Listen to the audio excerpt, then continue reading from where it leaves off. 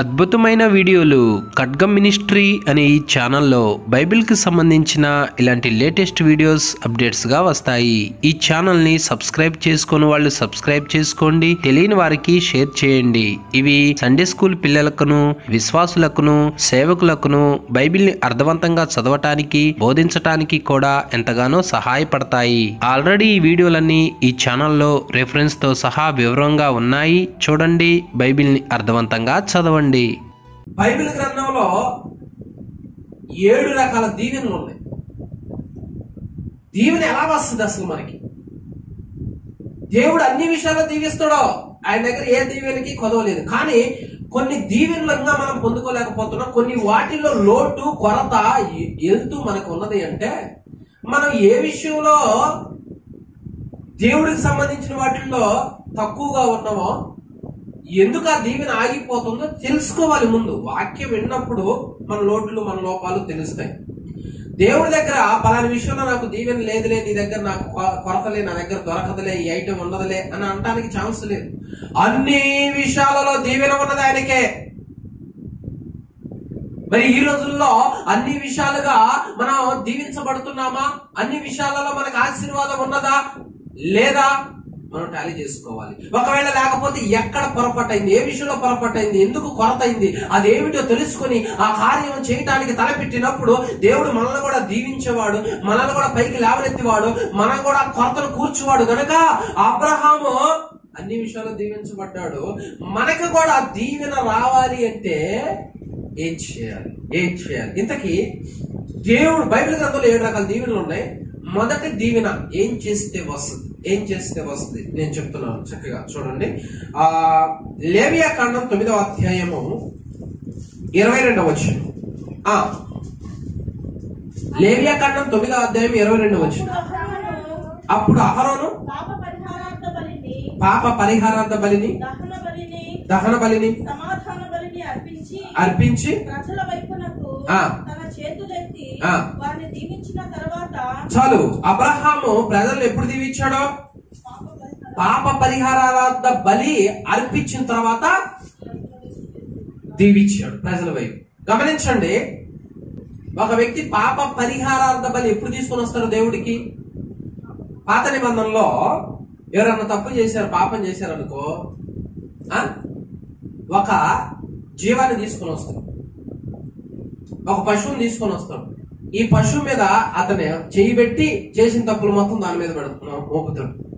యాజకుడు ప్రాయశ్చిత్తం చేసినప్పుడు ఇతనికి పాప క్షమాపణ కలుగుతుంది, యాజకుడు దీవించినప్పుడు. మొట్టమొదటిగా దేవుని సన్నిధిలో మనం దీవించబడాలి అంటే మన అతిక్రమము, మన తప్పు, మన పాపం ఎప్పుడు మనం దాచుకోకూడదు. మొదటిగా ఆ రోజుల్లో నేను తప్పు చేశాను అని ప్రాయశ్చిత్తం చేపించుకోవడానికి ఒక పశువుని ప్రత్యక్ష గుడారము దగ్గరికి ఎప్పుడైతే ఒక వ్యక్తి, పాపం చేసిన వ్యక్తి తీసుకొని వస్తాడో అప్పుడు అతనికి దీవెన కలుగుతుంది. మన జీవితంలో కొన్ని దీవెనలో మనకి ఎందుకు రావటం లేదు, కొన్ని వాటిలో ఎందుకు కొడుతున్నది, ఎందుకు వెళుతున్నది అంటే మనం ఏం చేస్తా ఉన్నాం? మన అతిక్రమణ అంటే మన తప్పుని, మన పాపాలను మనం ఒప్పుకోవాలి. ఒప్పుకున్నప్పుడు వచ్చేది దీవెన. ఒప్పుకోనప్పుడు దాచుకుంటే ఏం జరుగుతున్నది అంటే, ఆదాము తన రొమ్ములో పాపాన్ని దాచిపెట్టుకున్నాడు. ఆదాము తన రొమ్ములు అనగా తన హృదయంలో అతిక్రమాన్ని దాచిపెట్టుకున్నాడు. ఒప్పుకోవటానికి ఇష్టపడదు. అందుకే సంతానం శపించబడ్డది. మనం ఎప్పుడు ఏం చేయాలి? ప్రార్థన చేసినప్పుడు, ఈరోజు దేవుడికి విరోధమైన ఏమైనా తప్పు చేశామా, దేవునికి విరోధంగా ఏమైనా పాపం చేశామా, అయ్యా నన్ను క్షమించయ్యా, ఈ పొరపాటు చేశానని మనస్ఫూర్తిగా హృదయపూర్వకంగా తప్పుని ఒప్పుకొని దాన్ని విడిచిపెడితే దేవుడు ఏం చేస్తాడంటే దీవిస్తాడు. అది అర్థం. ఒట్టిగా దీవెన కాదు. ఎలాంటి దీవెన కావాలి? ఒట్టిగా దీవిస్తే నువ్వు ఎలా దీవించబడతావు, ఎలా ఆశీర్వదించబడతావు? లేఖనం ఏమంటా ఉన్నది? సామెతల గ్రంథంలో దేవుడు ఏం చెప్తా ఉన్నాడు? అతిక్రమంలో దాచువాడు వర్ధిల్లడు. 28:13. అతిక్రమములను దాచిపెట్టువాడు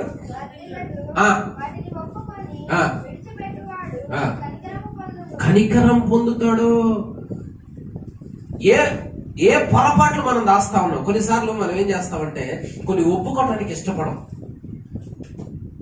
కొన్ని తీసేసుకోవడానికి ఇష్టపడం, కొన్ని అలాగనే ఉంచుకుంటాం. ఆ విషయంలో మనకి పశ్చాత్తాపం ఉండదు, ఆ విషయంలో దేవుని బతిమాలం, ఆ విషయంలో ప్రాయశ్చిత్తం చేసుకోము. కాబట్టి ఆ పాపం అలాగనే ఉంటే, ఆ అతిక్రమం, ఆ దేవుడికి విరోధమైన తత్వం మనలో అలాగనే ఉంటే మనము కొన్ని విషయాల్లో దీవించబడలేమంట, కొన్ని లోటు ఉంటుందంట.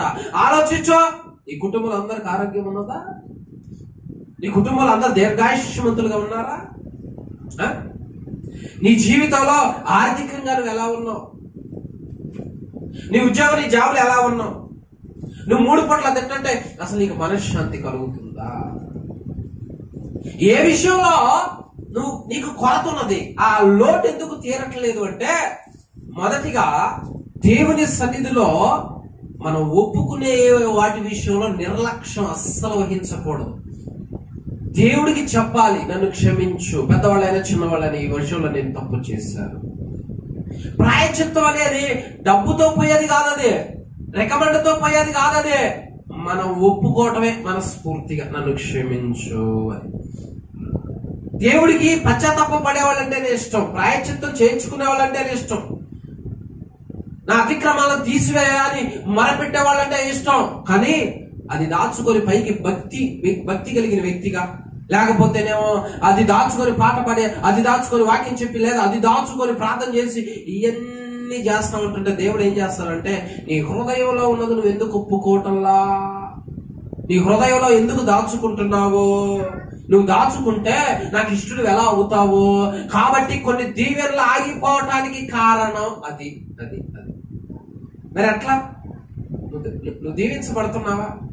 పాపాన్ని దాచిపెట్టుకుని, పాపాన్ని ఉంచుకొని, పాపం చేస్తూ దానిలోంటి బయటికి రాకుండా, దాన్ని విసర్జించకుండా, ఒప్పుకోకుండా, ప్రాయశ్చిత్తం చేసుకోకుండా అలాగనే ఉంటే కొన్ని విషయాలలో దీవెన ఉండదు. బాగా గుర్తుపెట్టుకో, దేవుడు దీవించే దీవెన ఎట్లా ఉంటుందంటే, దేవుడు అవ్వాలను సృష్టించిన తర్వాత, చేసిన తర్వాత 6వ దినాన వాళ్ళని ఆశీర్వదిస్తాడు.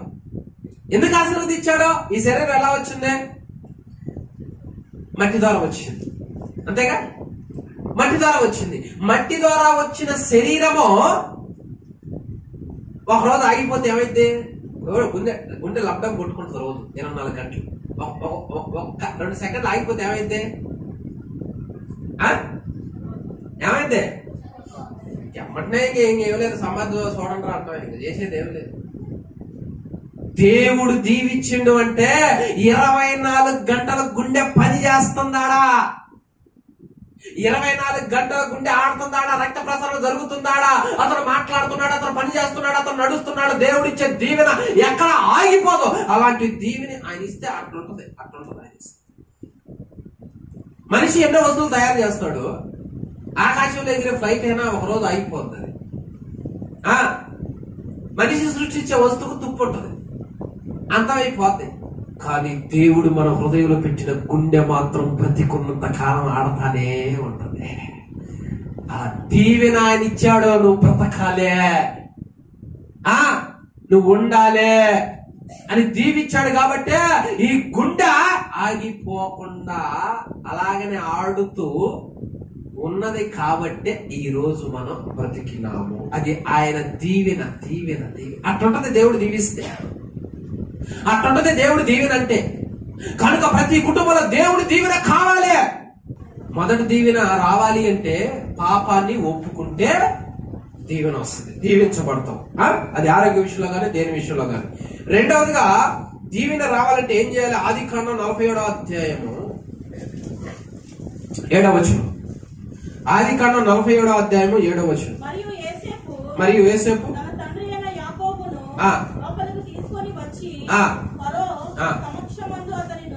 ఉంచగా యాకోబు ఎవరిని దీవించాడు? యాకోబు ఫరోను దీవించాడు. ఇజ్రాయెల్ ఫరోను దీవించాడు. ఇజ్రాయెల్ అంటే ఎవరో? పోరాడేవాడు. ఫరోను ఎందుకు దీవించాడు? ఫరోను ఎందుకు ఆశీర్వదించాడు? ఫరోను ఎందుకు బ్లెస్సింగ్ చేశాడు అంటే, ఫరో ఏం చేస్తే ఆ బ్లెస్సింగ్ వచ్చింది అనేది కూడా కావాలి ఇప్పుడు మనకి. అహరోను ప్రజలను దీవించాడు అంటే ఏం చేస్తే దీవించాడు అంటే, వాళ్ళు పాపాన్ని ఒప్పుకున్నారు. ఫరోని యాకోబు ఎందుకు దీవిస్తున్నాడు? దేవుడి బిడ్డ ఎందుకు ఆశీర్వదిస్తున్నాడు అంటే, మరి ఈయన కూడా ఏదో ప్రత్యేకత ఉండాలి కదా. మరి ఏం చేశాడంట? చూడండి, ఆదికాండం 47:5-7. ఫరో యోసేపును చూచి నీ తండ్రి నీ సహోదరును నీ యొద్దకు వచ్చి ఉన్నారు. ఐగుప్తు దేశము నీ ఎదుట ఉన్నది. ఈ దేశంలోని మంచి ప్రదేశమందు నీ తండ్రిని నీ సహోదరులను చూసావా? ఎక్కడో ఎక్కడి నుంచో వచ్చాడు. ఎవరు? యాకోబు కుటుంబీకులు ఎక్కడి నుంచో వచ్చారు ఐగుప్తు దేశానికి. వచ్చిన వాళ్ళని ఫరో చిన్న చూపు చూడకుండా, వచ్చిన వాళ్ళని ఫరో మీరంతా నా దేశానికి బతుకు తెరుగు నిమిత్తం వచ్చారు, ఏడో ఒక మూలలోనే అని అనకుండా యోసేపును చూసి నీ తండ్రి ఇంటి వరకు ఇక్కడికి వచ్చారా? యోసేపు, శ్రేష్టమైన చోట వాళ్ళను ఉంచు, ఘనమైన చోట వాళ్ళను ఉంచు, గోషేను దేశంలో వాళ్ళను ఉంచు, అక్కడ వాళ్ళ పశువులకి మేత ఉంటది అన్నాడు. అంటే మనము రెండవదిగా దీవించబడాలి అంటే మేలు చేయటం నేర్చుకోవాలి. ఎదుటి వ్యక్తి మీద కనికర పడటం నేర్చుకోవాలి. ఆపదలో ఉన్న వారిని ఆదుకోవటం నేర్చుకోవాలి. చేతనైన సహాయం చేయటం నేర్చుకోవాలి. ఆ రోజుల్లో అంతా కరువు, ఎక్కడ ఆహారం లేదు, ఐగుప్తులో ఉంది. యాకోబు తన కుటుంబీకులందరూ తీసుకుని అక్కడికి వచ్చాడు. ఫరో ఏమంటా ఉన్నాడు? ముక్కు పక్కన తెలియని పరదేశి ఆ పలాని దేశంలోకి వస్తే వాళ్ళు ఎట్లా చూస్తారో చిన్న చూపే చూస్తారు. కానీ ఫరో ఎలాంటి వాడంటే ఆపదలో వచ్చారు, ఆహారం లేకుండా వచ్చారు, వీళ్ళకి మేలు చేయాలి అని ఇదిగో మీ తండ్రి ఇంటి వారు వచ్చారు, చిన్న చూపు చూడొద్దు, వాళ్ళని ఘనమైన స్థానంలో ఉంచు, ఘనమైన ప్లేస్ లో ఉంచు, వాళ్ళు బ్రతకాలి, దీవించబడాలి వాళ్ళు అని కోరుకున్నాడు, చేశాడు. కాబట్టి అతను మేలుకు తగ్గట్టుగా దేవుడు ఏం చేశాడంటే ఫరోను దీవిస్తా ఉన్నాడంట యాకోబు ద్వారా. హల్లెలూయా. మన జీవితంలో కూడా మేలు చేయటం నేర్చుకోవాలి,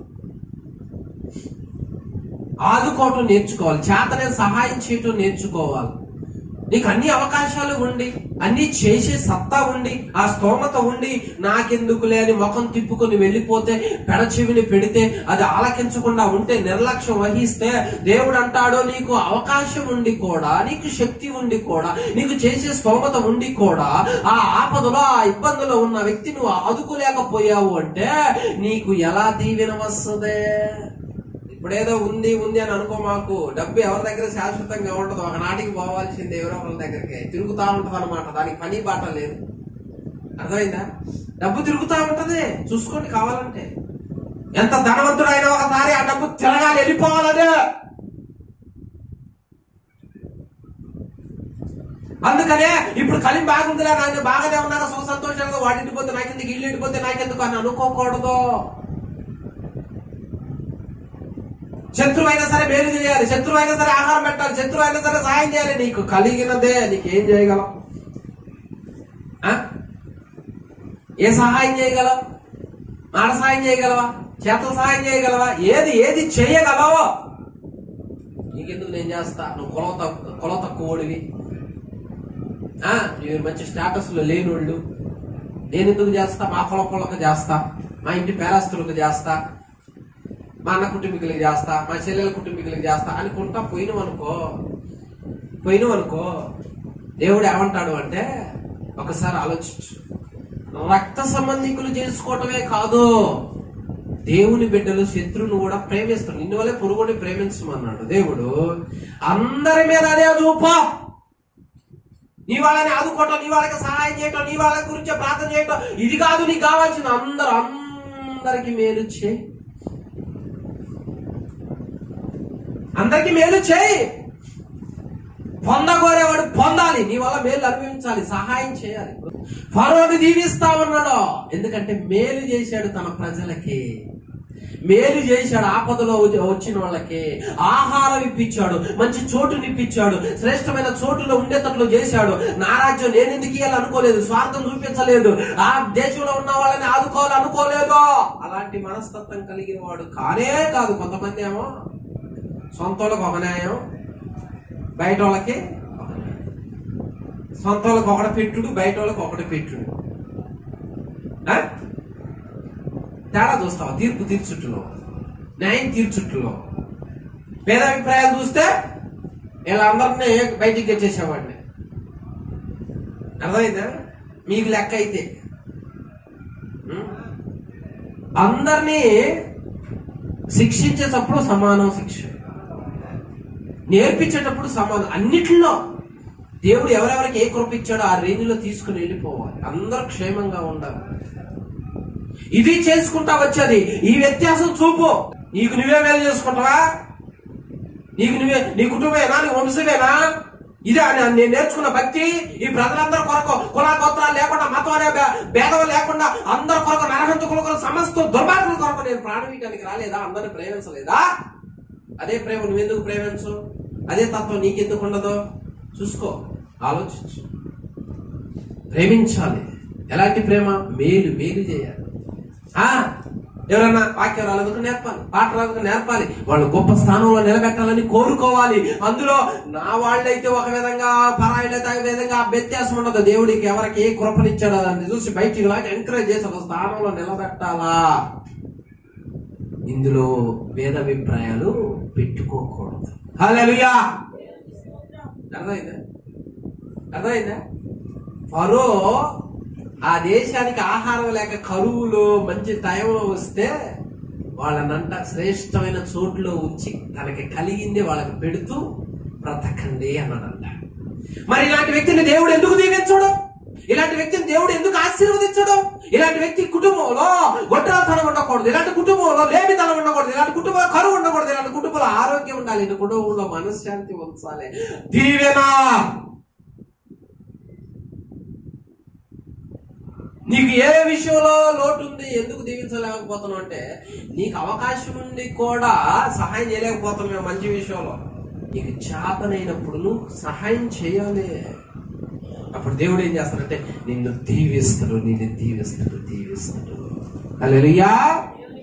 రెండవదిగా మేలు చేస్తే మన మీదకి మన వంశానికే కాదు, అందరికి, ఆపదలో ఉన్న వాళ్ళు. తర్వాత మూడవదిగా ఎట్లా వస్తుందంటే ఆశీర్వాదం. సంఖ్యాకాండం 24వ అధ్యాయం 10వ వచనం. అప్పుడు బాలాకు కోపం బిలాము మీద మండెను. ఎందుకు? చరుచుకొని. ఆ చేతులు చరుచుకున్న వాళ్ళు ఎవరంటే బిడ్డు కూడా వస్తుంది. చూసుకోండి, ఇలాంటి విషయాలను కనిపెట్టాలి. బిలాముతో నా శత్రువులను శపించుటకు నిన్ను పిలిపించింది. ముమ్మారు ఏం చేసిండు బిలాము? శత్రువు దీవించిండు. శపించడానికి వచ్చి శత్రువు దీవించిండు. అర్థమైందా? నీ శత్రువులు నిన్ను శపిస్తున్నారా? నీ శత్రువులు నీ మీద కన్యాలు చేస్తున్నారా? నువ్వు ఎదుగుదల కోరుకోవట్లేదా? అటు సైడ్ నుంచి నీకు దీవెన రావాలి, నువ్వు బ్రతకాలి, నువ్వు దీవించబడాలి, నువ్వు ఆశీర్వదించబడాలి, నువ్వు కలకాల ఉండాలి, ఆరోగ్యంగా ఉండాలి, ఇదిగో పిల్లా పాపలతో ఉండాలి అని కోరుకోవాలి అంటే దేవుడు వాళ్ళ శాపం కూడా ఆశీర్వాదంగా మార్చాలి, తిప్పాలి, దీవెనకరంగా ఉంచాలి అంటే మనలో ఒకటి కనపడకూడదు. ఆయన ఏం కనపడకూడదంట? సంఖ్యాకాండం 23:21. ఎందుకు దీవించాడు? అప్పుడు బిలాము ఇక్కడ నేను బలి అర్పించుటకు 7 బలిపీఠములను కట్టించి ఇక్కడ 7 గోడలను 23:21 సంఖ్యాకాండం 23వ అధ్యాయం 21వ వచనం. ఆయన యాకోబులో ఏ దోషం నాకు కనపడలా. ఇశ్రాయేలులో చూసుకో. నీ ఇంటిలో, నీలో, మనలో ఏ దోషమైనా వంకరతనమైనా లేకపోతే వచ్చేది శత్రువుల దగ్గర నుంచి దీవెన. చూసుకో. మూడవది ఏంటంట? వంకరతనం మనలో చూడకూడదు. ఆయన వంకరతనం అంటే అర్థం ఏంది? ఇటు నడుస్తానే ఉంటాం, అటు చూస్తానే ఉంటాం. ఇటు నడుస్తానే ఉంటాం, అది ఆచరిస్తానే ఉంటాం. ఇటు నడుస్తానే ఉంటాం, వ్యర్థమైనది చేస్తానే ఉంటాం. దేవుని దారి చక్కని దారి. ఇంకెటు అటు ఇటు చూసేది కదా. అంటే ఆచారాలు, ఈ ఆచారాలు, ఆ పొరపాట్లు, ఆ లోక సంబంధమైన వాటి వైపు తిరిగి చూడాలి. వంకర స్వభావం అది. ఈ వంకర స్వభావం కలిగి ఉంటే నీకు దీవెన ఎలా వస్తుంది? నీలో ఆయన ఇది చూడకూడదు. యాకోబులో ఏ దోషం ఆయన కనుగొనలేదు, ఇశ్రాయేలులో ఏ వంకరతనం ఆయన చూడలేదు. మనలో కూడా ఆ వంకర స్వభావం ఉండకూడదు. ధైర్యం జరగకూడదు. మనం ఇటువంటి చూడకూడదు మనం. ఇటువంటి తిరిగేవాడు ఎవడు, ఇటువంటి పోయేవాడు అంటే సాతానుడు. నువ్వు ఎడు తిరుగుతున్నావు అంటే ఇటువంటి తిరుగుతున్నావు భూమి మీద అంటున్నావు. మనం అటు ఇటు తిరిగే వాళ్ళం కాదు. మనం ఎలాంటి వాళ్ళం? వంకర స్వభావం ఏంటి? ఎందుకు ఈ వంకర స్వభావం అబ్బుతున్నది? దేవుడిని నమ్మావు, విశ్వసించావు, నడు ఆ మార్గంలో నడు, కష్టమైన నడు, ఇరుకైనా నడు, ఇబ్బంది అయినా నడు, కడ వరకు నడు, నమ్మకంగా నడు, నిత్యజీవం పొందేంత వరకు నడు. కానీ మధ్య మధ్యలో వంకర మార్గం వైపు మనం వెళ్ళకూడదు. తప్పుదారి పట్టిస్తారు కొంతమంది, తప్పుదారిలో తీసుకుని వెళ్తారు కొంతమంది, మార్గం తప్పించేటట్టు చేస్తారు కొంతమంది, కావాలని ఇరికిస్తారు కొంతమంది, కావాలనే మన మార్గంలోంచి పక్కకొచ్చేటట్టు చేస్తారు. కొన్ని డౌట్లు పుట్టిస్తారు, కొన్ని అనుమానాలు పుట్టిస్తారు, కొన్ని సందేహాలను పుట్టిస్తారు. నీ దేవుడు నీకేం చేయలేదుగా, నీ దేవుడు నిన్ను ఆదుకోలేదుగా, నీకు స్వస్థత నీలేదుగా, నీ అప్పు తీర్చలేదుగా, నిన్ను బాగు చేయలేదుగా అని చక్కని మార్గంలో ఉన్న మనల్ని వంకర మార్గం వైపు నడిచేటట్టు చేస్తారు. తిన్న మార్గాన్ని వదిలిపెట్టేటట్టు చేస్తారు. మన మార్గాన్ని మనం భక్తులు ఎదుగుతుంటే, ఆశీర్వదించబడుతుంటే, ఒక రేంజ్ లో ఉంటే, ఎదుగుతుంటే, నమ్మకంగా ఉంటే, ఈ దృష్టిలో ఏం చేస్తున్నాడంటే మనల్ని ఏదో ఒక పురులు పెట్టి మన దృష్టిని యేసు వైపు చూసేంత వరకు ఏమో సముద్రం మీద నడిచాడంట. అది తిన్నని మార్గం.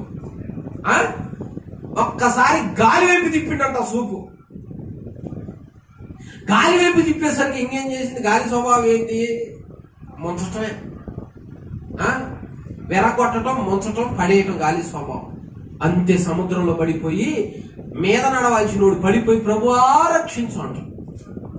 ఎందుకు వంకర చూపులు ఎందుకు వచ్చినాయి? అటు ఎందుకు తిరిగావు? నీ వాళ్ళని తిరిగావా? నీ బంధువులను తిరిగావా? నీ స్నేహితులను తిరిగావా? లోక ప్రేమను తిరిగావా? చెడు వ్యసనాలను తిరిగావా? అక్రమానికి తిరిగావా? డబ్బాసితో తిరిగావా? ఎందుకు తిరిగావు? ఆ వంకర స్వభావం నీలో ఎందుకు అప్పింది? అది నీలో ఆయన చూడకూడదు. అది చూడకుండా ఉన్నప్పుడు మనకు వచ్చేది దీవెన. ఎక్కడి నుంచో తెలుసా? శపించాలి అన్న వాళ్ళ దగ్గర నుంచే బ్లెస్సింగ్. సామాన్యమైన విషయం కాదు. నేను ఎవరైనా శపించినా, ఏదైనా చేసిన దేవుడు దాన్ని మార్చి తిప్పి కొట్టాలి అంటే వంకరతనం కనపడకూడదు. వంకరతనం చూడకూడదు మనలో, లోపం చూడకూడదు మనలో. అందుకే వాక్యం ద్వారా నడు, వాక్యం లోపాలు సరి చేసుకో, వాక్యం వంకరతనాన్ని తీసేసి చక్కగా చేస్తుంది. అందుకే బలిపీఠాన్ని కట్టడానికి దేవుడు ఏం కోరుకున్నాడంటే తుమ్మకరణ కోరుకున్నాడంట. తుమ్మ చెట్టు ఎప్పుడు చక్కగా పెరగదు కదా, వంకర తిరుగుతుంది కదా, దాన్ని చక్కగా చేసి ఆయన పనికి వాడుకున్నాడు. దేవుడు ఎలాంటి వాడు? వంకరగా ఉన్నాడు చక్క చేసేవాడు. చక్కని మార్గంలో కూర్చున్న వాళ్ళు మళ్ళా వంకరగా తిరగకూడదు అంటుంది లేఖనం. నీలో చూడకూడదు, నీ పిల్లల్లో చూడకూడదు, నీ వంశంలో, నీ కుటుంబంలో ఆ వంకరతనం చూడకూడదు. అప్పుడు 100 మంది ఏకమై నిన్ను శపించాలని వచ్చిన దేవుడు అంట దాన్ని ఆశీర్వాదంగా తిప్పగలుగుతాడంట. కానీ ఇజ్రాయేలీల మీదకి బిలాం అంత పెద్ద సోదగాడిని కూడా టచ్ కూడా చేయకుండా దేవుడు ఆపిండంటే ఆ సమయానికి వాళ్ళలో వంకరతనం ఎంత కూడా లేదంట, లోపం లేదంట. దేవుడే 100% దేవుడే స్తుతిస్తూ మహిమపరుస్తున్నారు కాబట్టి ఆ శాపం వాళ్ళకి అంటలా. వీళ్ళు బ్రతకాలని దీవించిపోయాడు, చెప్పించడానికి వచ్చాడు, కానీ నోటికి తిప్పుతున్నాడు దేవుడు. అట్లా తిప్పొద్దు నీ కుటుంబం నీ మీద. ఎప్పుడు కూడా తిన్నన మార్గంలో మనం నడుస్తున్నప్పుడు ఆ మార్గంలోనే ఉండాలి. కానీ ఈరోజు మందిరం వద్దులే, ఈరోజు ప్రార్థన వద్దులే, ఈరోజు నిద్రపోతావాలి, ఈరోజు అజ్జేద్దావాలి అని సాతానుగాడు వంకర వైపు త్రిప్పడానికి చూస్తే, దృష్టి మళ్లించడానికి చూస్తే, ఆకర్షణ మళ్లించడానికి చూస్తే, భక్తిని మళ్లించడానికి చూస్తే ఎట్టి పరిస్థితులు అంగీకరించవద్దు, ఎట్టి పరిస్థితులు పోవద్దు. నిన్ను పిలుస్తారు కావాలనే, నిన్ను ఆకర్షిస్తారు కావాలనే. నేను అటు రాను, అది నా పని కాదు, అది నా మార్గం కాదు, అసలు నా ముచ్చట్ల కాదు, నేనుండే చోటు కాదు అలా. ఎన్నైనా ఇప్పుడు అన్ని విషయాల్లో దీవించబడాలి అంటే ఏం చేయాలో చెబుతున్నా. అన్ని విషయాల్లో దీవించబడాలంటే వాక్యం అయిపోయిన తర్వాత పలానా విషయంలో లోటు ఉంది, నన్ను కనికరించని చేయడానికి చేయి. ఆ విషయంలో దేవుడు దీవెన నువ్వు చూడాలని ఆశపడుతున్నాడు దేవుడు. నాలుగవదిగా లూకాసు వార్త 2వ అధ్యాయం 34వ వచనం. లూకాసు వార్త 2:34.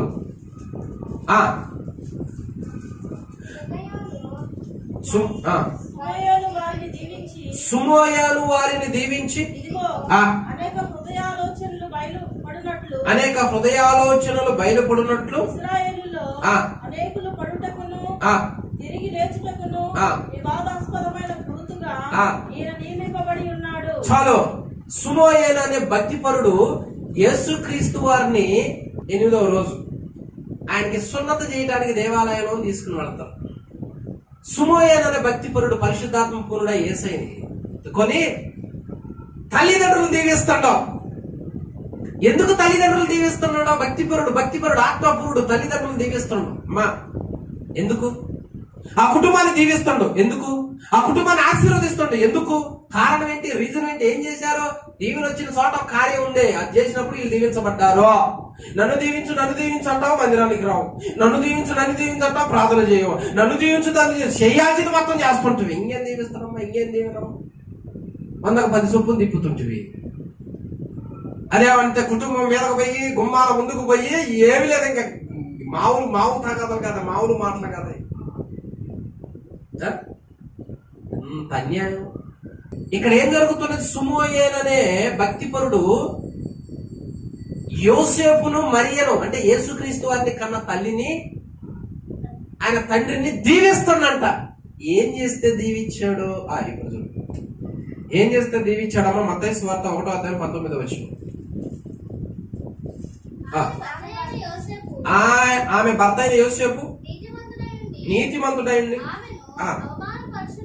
అవమానపరచునల్లక రహస్యముగా ఆమెను విడనాడా. చూడు, యేసుక్రీస్తు వారి భూమి మీదకి రావాలి. తండ్రి నిర్ణయం ఏంటి అంటే కన్యక గర్భవతి కుమారుని కన్నాడు.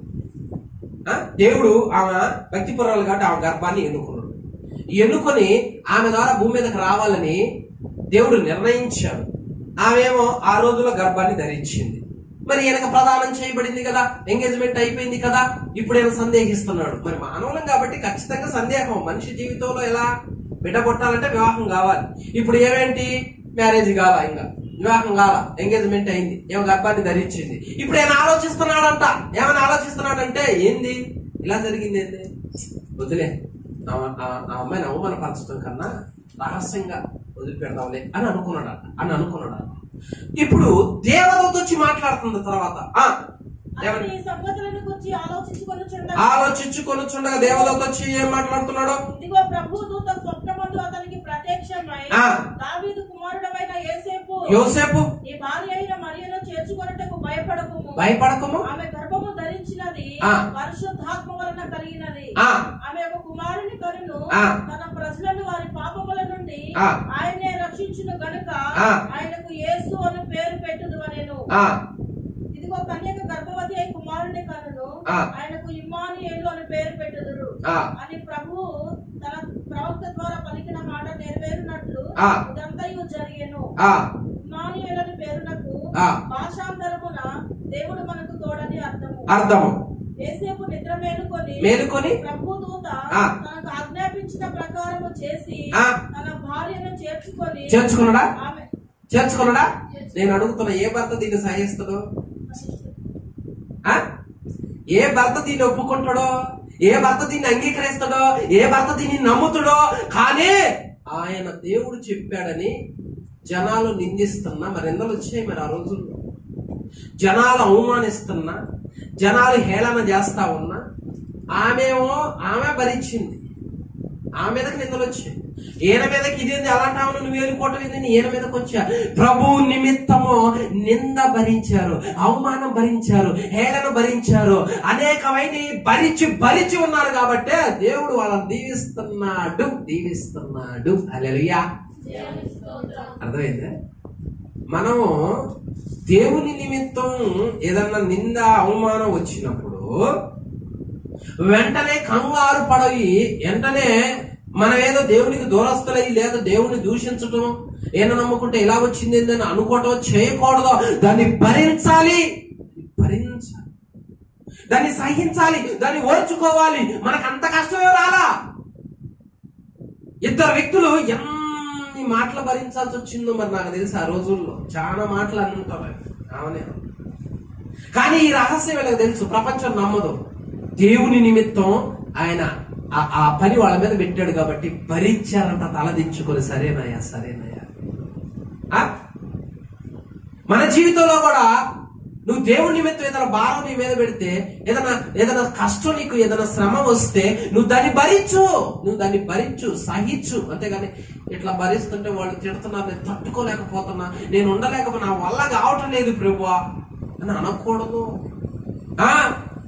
అది సహించడం నేర్చుకోవాలా. నా నిమిత్తం జనులు మిమ్మల్ని నిందిస్తారు, అవమానిస్తారు, మీ పేరు చెడ్డదంటారు, ఇక చెడ్డ మాటలు కూడా వేస్తారు మీరు. అలాంటప్పుడు మీరేం చేయాలి? ఆనందంతో గంతులేయండి అన్నాడు, ఆనందంతో కేకలేయండి అన్నాడు. ఎందుకు? మీకన్నా లోకం నన్ను ద్వేషించింది ముందు అంటున్నాడు. మీకన్నా నన్ను ముందు నిందించిందే, మీకన్నా నేను భరించా. దెయ్యం పట్టినోడు అన్నారు, మతి చెల్లించినోడు అన్నారు, ఆ వెర్రివాడు అన్నారు, ఆ బయలుజబూబు అన్నారు, అన్ని ఆయన భరించాడు. మనకన్నా ముందుగా భరించి విజయుడయ్యాడు. మరి మన జీవితంలో మనకు వచ్చిన కొన్ని ఇంతల అవమానాలు మనం భరించినప్పుడు మన మీదకి వచ్చేది దీవెన. హల్లెలూయా. మరి మనం భరించాలా వద్దా? భరించటం నేర్చుకోండి. దేవుడు నమ్ముకున్న కాళ్ళ నుంచి ఒకటే గొడవలు, ఇంట్లో మనశ్శాంతి లేదు, ఏదిస్తున్నారు అని అనుకోవద్దు. సహించు, భరించో. ఒకనాటికి నీ కన్నీళ్ళకి ఆయన లెక్కగట్టక మానడు. నీ ప్రయాసానికి, నీ ప్రార్థనకి, నీ వేదనకి, నీ బాధకి, నీ నిందలకి, అవమానాలకి చెయ్యని కూడా నీ మీద ఏలెత్తి చేసి చూపించారే, వాటంతటికి ఒకరోజు ప్రభువే నిన్ను దీవిస్తాడు, ప్రభువే నిన్ను ఆశీర్వదిస్తాడు. ఆ విషయంలో నీకు నోటి కొరత పోతే అన్న వాళ్ళు నోరు మూసుకుంటారు. ఎందుకు?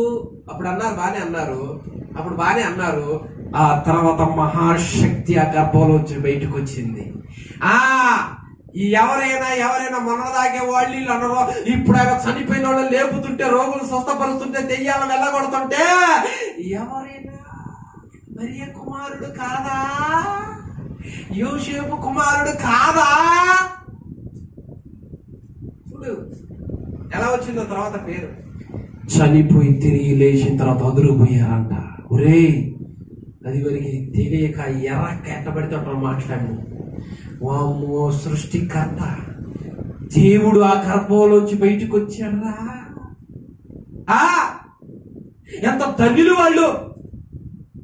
అంత పేరు వచ్చింది ఆమెకి. ఇప్పుడు మరి అంటే అంత పేరుంది. ఇప్పుడేదో నిన్ను నిందిస్తున్నానని బాధపడద్దు. ఒకరోజు అది కొట్టేసి నీ తల పైకి లేపుతాడు. కాబట్టి దేవుని నిమిత్తము నిందను వాళ్ళు భరించారు. నీ మీద ఏం పెట్టాడు దేవుడు? ఆలోచించు. ఏ నింద భరించాలి? ఏ నిందలో నువ్వు శుద్ధుడు కావాలి? శోధించబడిన మీదట నేను సువర్ణమై మారేదను అన్నాడు. మరి మనం కూడా ఏం చేయాలి? శోధించబడాలి. నీ ఇంట్లో వాళ్ళు అనొచ్చు, బయట వాళ్ళు అనొచ్చు, ఎవరైనా అనొచ్చు, ఏదైనా అనొచ్చు. కానీ నువ్వేం చేయాలంటే నన్ను పట్టుకుని ఎంత మాట అన్నాడా, ఇక వద్దు, ఇక ప్రార్థనే వద్దు అంటే ఏసేనల్లా అదొద్దు. కాబట్టి ఏ స్థితి అయినా దేవుని కొరకు నేను భరిస్తా అనాలి, మోస్తా అనాలి. వాళ్ళు మోసారు, కుమిలిపోయారు. అయినా భయపడకు, నీ భార్యను చేర్చుకున్నప్పుడు ఎంతనే లోపడ్డా.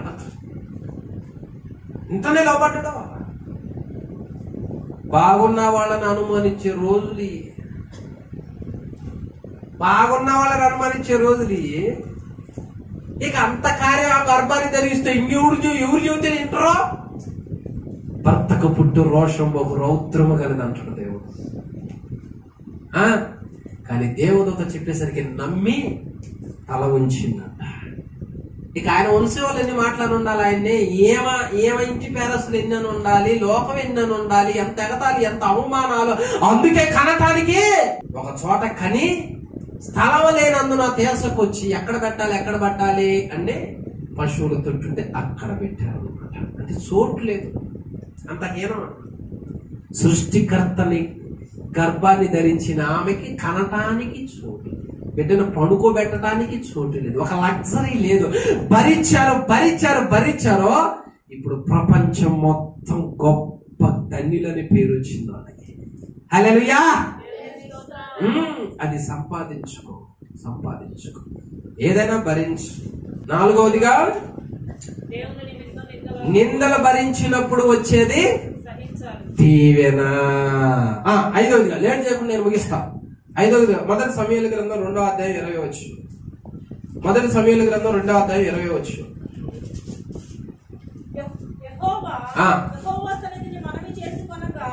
నీకు దొరికిన ఈ సంతానమునకు ప్రతిగా యెహోవా నీకు సంతానమునిచ్చును గాక అని ఏలీ ఎల్కానాను అతని భార్యను దీవించిన తర్వాత. చాలు. ఏలీ అనే యాజకుడు ఎల్కానాను అతని భార్య అయిన హన్నాను దీవించినాడంట. వీళ్ళు కూడా దీవించబడ్డారంట. ఎందుకు దీవించబడ్డారు? ఏదో కార్యం చేయాలి మొత్తానికి. ఏం కార్యం చేసిందంట చూడండి. 1వ అధ్యాయం 26 వచనం, 26, 27. నా ఏలిన వాడా నీ యొద్ద నిలిచి యెహోవాని ప్రార్థన చేసిన స్త్రీని నేనే. ఈ బిడ్డను దయచేయమని అనుగ్రహించాడు. బిడ్డని యెహోవాకు ప్రతిష్ఠించుచున్నాను. చాలా. దేవుడిచ్చిన ఒక్కగానొక్క బిడ్డని, దేవుడిచ్చిన ఒక్కగానొక్క సంతానాన్ని ఇదిగో ఆయన పనికి ఇచ్చింది, ఆయన పరిచర్యకి ఇచ్చింది. అందుకనే ఈమె దీవించబడ్డదంట. ఆ తర్వాత ఆమెకి ఎంతమంది పిల్లలు పుట్టారంట? ఇందాక కదా చదువుకున్నాం కదా 2:20లో. యెహోవా హన్నాను దర్శింపగా ఆమె గర్భవతి అయి 3 కుమారులను 2 కుమార్తెలను కనెను. ఒక్క బిడ్డను దేవుడికి ఇస్తే ఆ తర్వాత 3 మగపిల్లలు, 2 చూడు. ఐదవదిగా దేవుడు మనల్ని దీవించాలి అంటే దేవుడు పరిచర్యకి మనం బిడ్డలు అప్పగించినాం. అలాగని నేను మా పిల్లలు ఇప్పుడు అప్పగించమంటవా అంటారేమో. అలాగని ఒక్కళ్ళే ఉన్నారు అప్పగించమంటవా ఏంది అని అనుకుని కంగారు పడమాకండి. బలవంతం చేత పశువులు కూడా నీళ్లు దాపిలేవు. నీకు పుట్టాలా ఆలోచన, లోకపరమైన పేరు కాదు, ఈ ఘనమైన పేరు మనస్ఫూర్తిగా దేవుని పరిచర్యకి ఇచ్చినప్పుడు ఆ గర్భాన్ని దేవుడికి ఇచ్చాడంట. ఈ రకమైన దీవెన కూడా ఉంది. ఈ రకమైన దీవెన కూడా బైబిల్ గ్రంథంలో ఉంది. ఆ టైపులో కూడా దేవుడు దీవిస్తాడు. ఆ పరిచర్యకి వెళ్ళిన వ్యక్తి కూడా దేవుని సన్నిధిలో ఘనంగా, బలంగా, గొప్పగా వాడబడ్డాడు. హల్లెలూయా. ఐదవదిగా ఏ దీవెన? దేవుని పరిచర్యకి బిడ్డని అప్పగించినప్పుడు అదొక దీవెన. ఆరవది యెహోషువ గ్రంథం 26:6. యెహోషువ గ్రంథం 26:6, 22:6. యెహోషువ గ్రంథం 22:6. అతడు ఇలాగ చెప్పిన తర్వాత వారిని దీవించి వెళ్ళనంపగా చాలు. యెహోషువ ఎవరిని దీవిస్తున్నాడంటే 3 గోత్రాల వారిని దీవిస్తున్నాడు. రూబేను, షిమ్యోను, మనష్షే అర్ధగోత్రపు వారిని దీవిస్తున్నాడు. ఎందుకు దీవిస్తున్నాడంటే ఇశ్రాయేలు ప్రజలు ఐగుప్తు దేశం వదిలిపెట్టి వచ్చిన తర్వాత వాడు స్వాస్థ్యం పొందుకోవాల్సింది యోర్దానికి అవతల, యోర్దాను దాటిన తర్వాత పొందుకోవాలి. అయితే రూబేనీలు, షిమ్యోనీలు, మనష్షే అర్ధగోత్రపు వాళ్ళు యోర్దానికి యువతల పశువులు ఎక్కువగా ఉన్నందున యోర్దానికి యువతల బాగా వాళ్ళు నివసించడానికి తగ్గ చోటు ఉందని, మేత బాగా ఉందని మేము ఇక్కడే ఉంటామయ్యా ఈ 3 గోత్రం వాళ్ళము, అటు రావులే ఏడే తీసుకుంటాం స్వాస్థ్యమో, అటు స్వాస్థ్యం మాకు వద్దు అంటారు ఆ రోజుల్లో. అప్పుడు మోషే అంటాడు, సరే మీరు ఇక్కడ స్వాస్థ్యం తీసుకుంటారు, మీరు ఇక్కడ సెటిల్ అయిపోతే మిగిలిన గోత్రాలకి స్వాస్థ్యం ఆడ పంచాలి. మరి శత్రువులు కొంతమంది ఉన్నారు, వాళ్ళ మీద యుద్ధం చేస్తేనే కదా మనకు వచ్చేది స్వాస్థ్యాలు. మరి యుద్ధ వీరులైన మీరందరూ ఇక్కడే ఉండిపోతే మీ సహోదరులు స్థిరపడినట్లు వారి పక్షాన యుద్ధం ఎవరు చేస్తారా అంటే వాళ్ళు అంటారు, ఇదిగో మేము ఇక్కడే ఉంటాం, ఏది యోర్దాను యువతల. అయితే మా భార్యలు, మా పశువులు, మా పిల్లలు ఇక్కడ ఉంటారు. యుద్ధ వీరులైన మేమందరం కూడా మా సహోదరులు స్వాస్థ్యాలు తీసుకునేంత వరకు వారి పక్షాన్ని యుద్ధం చేయడానికి వస్తాం అంటారు ఆ రోజుల్లో. మోషే మంచిది అంటాడు. అలాగనే వాళ్ళ కుటుంబీకులు అక్కడ పెట్టి యుద్ధానికి యువతల వీళ్ళు యుద్ధం చేయడానికి బయలుదేరుతారు. యెహోషువ కాలం వచ్చేసరికి శత్రువుల మీద యుద్ధం చేసి ఆ ఇశ్రాయేలు గోత్రాలకి స్వాస్థ్యం వచ్చి వాళ్ళు సోట్లు పంచుకునేదాకుంటారు. ఇక దేశం యుద్ధం లేకుండా నెమ్మదిగా ఉంటది. ఇప్పుడు అడుగుతారు వాళ్ళు, అయ్యా యుద్ధం అయిపోయిందిగా బాగుద్దా మా ఇళ్ళకే, ఇక పంపి మా స్వాస్థ్యాలకే అన్నమాట ప్రకారం నిలబెట్టుకుని యుద్ధం చేశాగా అన్నందుకు యెహోషువ ఏమంటాడంటే, రైట్ మంచిది, ఇచ్చిన మాట ప్రకారం మీ స్వార్థం మీరు చూసుకోకుండా మీ చోట్లు మీకు దక్కే, మీ తిండి మీకు వచ్చింది, మీ ఉద్యోగం మీకు వచ్చింది, నీ బ్రతుకు తెరువు నీకుంది అని చూసుకోకుండా మీ సహోదరులు కూడా స్థిరపడాలి, వాళ్ళని కూడా నాటాలి, వాళ్ళు కూడా బ్రతకాలి అని వాళ్ళ స్వాస్థ్యాలు చూడటానికి కత్తి పట్టుకొని యుద్ధం చేయడానికి వచ్చారే, మీరు దీవించబడుదురుగాక అన్నాడు యెహోషువ. హల్లెలూయా. దీన్ని బట్టి అర్థం ఏంటంటే మనం రక్షించబడితే సరిపోదు, మనం సెటిల్ అయితే కుదరదు. అనేకులు కూడా రక్షించబడాలంటే కత్తి పట్టి యుద్ధం చేయాలి, అనేకులకు స్వార్థ ప్రకటించాలి, అనేకుల కొరకు యుద్ధము చేయాలి, ప్రార్థన చేయాలి, వాక్యము చెప్పాలి, కన్నీరు కార్చాలి, అంగలార్చాలి, ఉపవాసాలు ఉండాలి, ప్రయాస పడాలి పరిచర్యలో. ఇవన్నీ లేకపోతే దేవుడు ఏమంటాడు? అమ్మయ్యా మా వాళ్ళు రక్షించబడ్డారంటే ఎట్లా? మిగిలిన వాళ్ళ పరిస్థితి ఏంది? వాళ్ళు రక్షించవా? వాళ్ళు కాపాడవా? వాళ్ళు కూడా రక్షణ మార్గంలోకి రావద్దా? వాళ్ళు కూడా స్థిరపడొద్దా? ఎట్లా ఉండాలి? అందుకే లేఖనం ఏమంటుందో చూడండి. నెహెమ్యా గ్రంథం 4:14. ఎవరి పక్షాన్ని యుద్ధం చేయాలా? నెహెమ్యా గ్రంథం 4:14 ముగించబోతున్నా. అంతటా నేను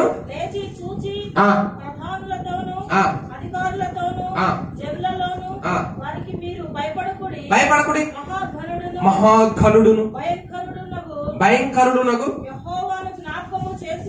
యెహోవాని జ్ఞాపకం చేసుకొని మీ సహోదరుల పక్షముగాను, మీ కుమారుల పక్షంగాను, కుమార్తెల పక్షంగాను, మీ భార్యల పక్షంగాను యుద్ధము చేయి. మీ సహోదరుల పక్షాన్ని యుద్ధం చేయన్నాడా? ఫస్ట్ నువ్వేం చేయాలి? నాలాగా వాళ్ళు రక్షించబడాలి, నాలాగా వాళ్ళు ఇటు రావాలి, వాళ్ళని స్థిరపరచాలి, దేవుడి సన్నిధిలో వాళ్ళని చూడాలి, వాళ్ళు కూడా పాడాలి, వాళ్ళు కూడా దేవుడి పరిచయం చేయాలి, వాళ్ళు కూడా ఆసక్తిగా ఉండాలి, విశ్వాసులుగా ఉండాలి, బాప్తిజం తీసుకోవాలి అని వారి పక్షాన మనం యుద్ధం చేయాలంట. వారి పక్షాన కూడా మనం పోరాడాలంట.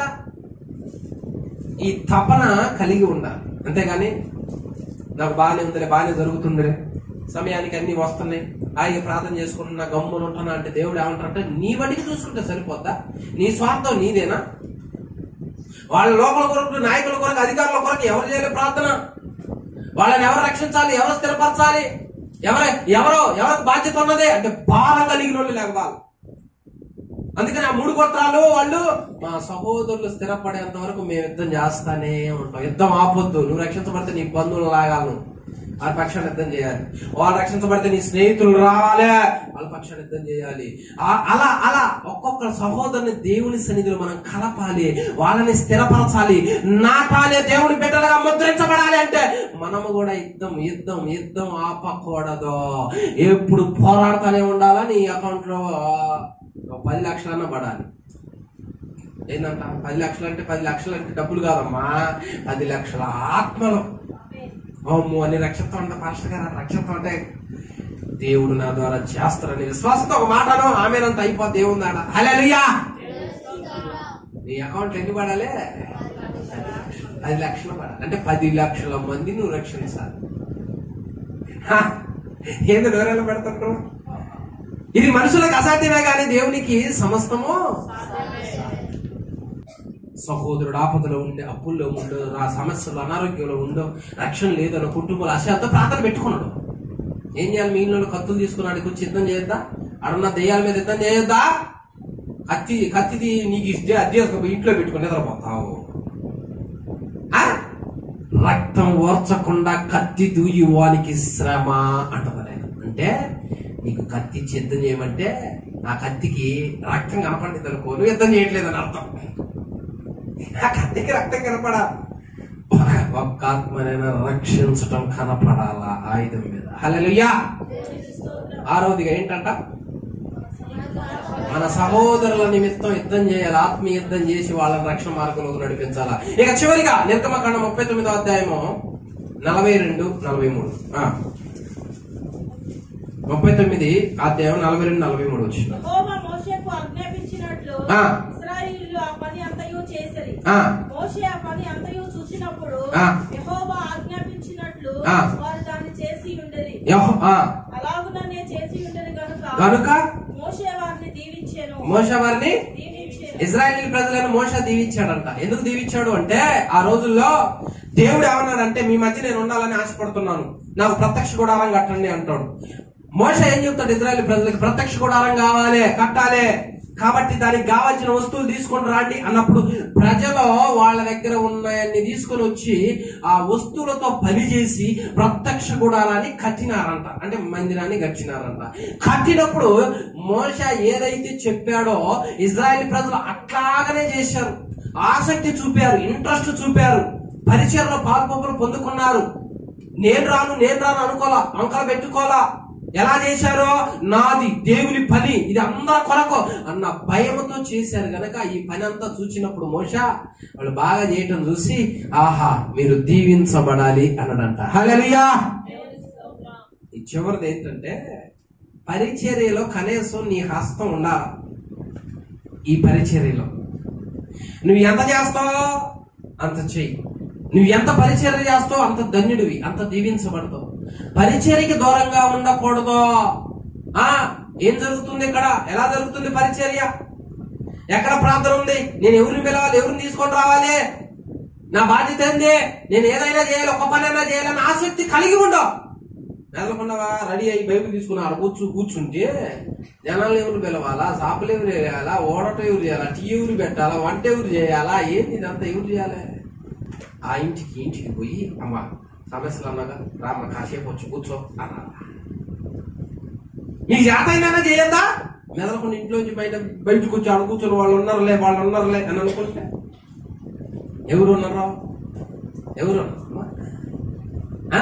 ప్రభు పని నువ్వు చేస్తుంటే నీ కుటుంబాన్ని దీవిస్తాడు దేవుడు. నేను చెప్పే దీవెన అంటే చాలా ఉన్నాయి. నీకు ఆరోగ్యం బాగాలేదు ఇస్తాడేమో, నీ సమస్యలు అప్పటి నుంచి విడిపిస్తాడేమో. నీ బాధ్యత ఇది, నీ భారం ఏదే. ఎప్పుడు నీ ఇంట్లో పనులేనా? కొంతమంది అది కూడా చేస్తున్నారంట. ఫిలిప్పీలకు రాసిన పత్రిక 2:21 ఇది ఒక్కడే చెప్పి నేను ఇప్పుడే ముగిస్తాను. ఫిలిప్పీలకు రాసిన పత్రిక 2:21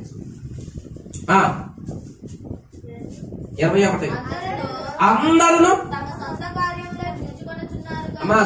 చూడండి అందరూ సొంత కార్యాలనే చూసుకుంటున్నారంట, సొంత పనులే చూసుకుంటున్నారు. అంటే మా పిల్లలు తిన్నారా, బట్టలు ఉతికామా, మా కుటుంబంలో ఏముంది, ఎంత ఉంది, ఏ సొంత పనులు. ఎప్పుడు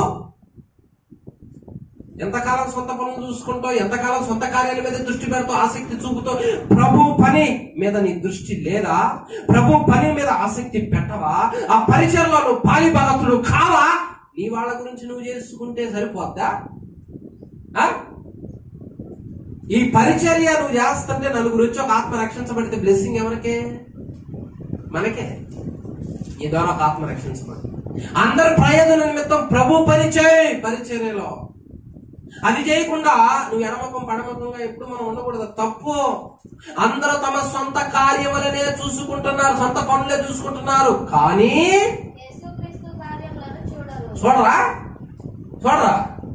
అంట. ఇంకెందుకు చూడరా మరేం చూడరా? అందరూ సొంత కార్యాలే చూసుకుంటారు, సొంత పనులే. యేసుక్రీస్తు కార్యాలని చూడరు. నీకు ఎలా వస్తుంది బ్లెస్సింగ్? పరిచయంలో ఒక కొరత ఉంటే, ఒక లోటు ఉంటే దాన్ని తీర్చే కెపాసిటీ ఉందా? అది నువ్వెందుకు చేయలేకపోతున్నావు? నీకు అవకాశం ఉండి కూడా నువ్వెందుకు రాలేకపోతున్నావు? అది తప్పు. అలా చేయకూడదు. దేవుని పని కనీసం బాత్రూమ్ దోవేది ఇచ్చినా గానీ దాన్ని అందరూ తమ సొంత కార్యం మీరే చూసుకుంటారు. ఎంతకాలం అది చూసుకుంటే నీకేం దక్కింది? నిన్ను దీవించేటట్లుగా ఆ పనిలో చేయి, ఆ పని దగ్గరికి రా, నీకు కలిగింది దా. దేవుని పనిలో చేయి నువ్వు. అప్పుడు దేవుడు ఏం చేస్తాడంటే దీవిస్తాడు. బ్లెస్సింగ్ వస్తుంది. అంటే నీ భర్త మారవచ్చు, లేదా నీ పిల్లలు మారవచ్చు, లేదా నీ సమస్య పోవచ్చు. ఏదో ఒక కార్యం దీవించాడంటే ఏదో ఒకటి జరగాలి అని. చేతులారా మనకు వచ్చే దీవెనలు మనం పోగొట్టుకోకూడదు. 7 రకాల దీవెనలు ఉన్నాయి. 7 రకాల దీవెనలు 7 పనులు చేస్తే వచ్చినాయి. మరి ఎన్ని పనుల్లో ఉన్నాం, ఎన్ని పనులు మనం చేస్తున్నాం, ఎన్ని చేయటం లేదు, ఇది ఆలోచించుకొని ప్రభు పని శ్రేష్టమైనదే. నీ ఆవరణంలో ఒక దినం గడిపితే చాలంటున్న దావీదు. నీ ఆవరణం మందిరంలో కాదంట, ఆవరణం బయటది, వరండాలో గడపడం నాకు దళిత 1000 దినం అంత శ్రేష్టం అంటున్నాడు. అంటే అంత రుచిగన్నాడు ఆయన, అంత రుచిగన్నాడు. పాలి భాగస్తులు కావాలి పనిలో. ఎవరికి తగ్గదే వాళ్ళు చేయటానికి ముందుకు రావాలి. అంతేగాని శక్తి దాచుకోకూడదు. చేయుటకు నీ చేతికి వచ్చిన ఏ పనైనా శక్తి లోపం లేకుండా చేయి. ప్రసంగి 9:10. నేను ముగిస్తున్నా ఇక. ప్రసంగి 9:10.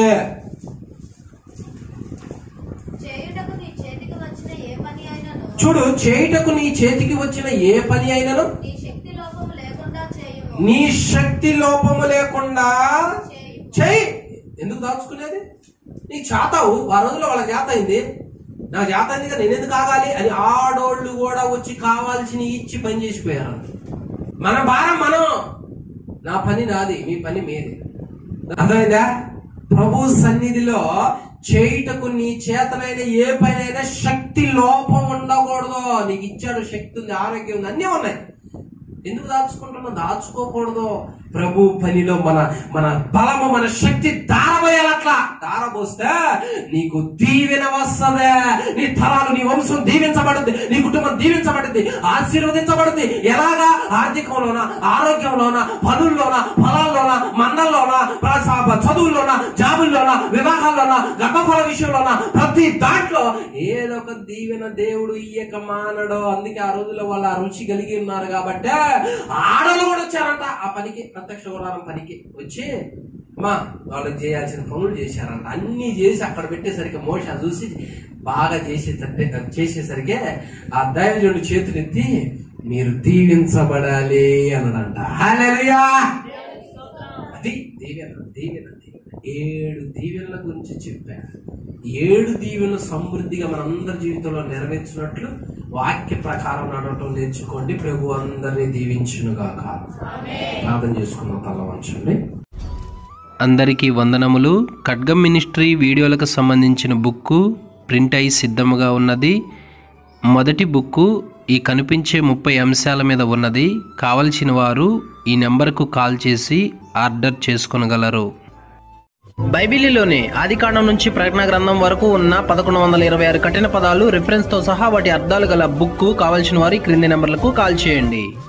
ఖడ్గం మినిస్ట్రీ అనే ఈ ఛానల్ ని వీక్షిస్తున్న మీ అందరికీ మా వందనములు. ఈ ఛానల్లో బైబిల్ కు సంబంధించి ప్రతి కఠినమైన పదాలకు అర్థాలు వస్తాయి. కాబట్టి ఈ ఛానల్ ని సబ్స్క్రైబ్ చేయండి, లైక్ చేయండి, కామెంట్ చేయండి, షేర్ చేయండి.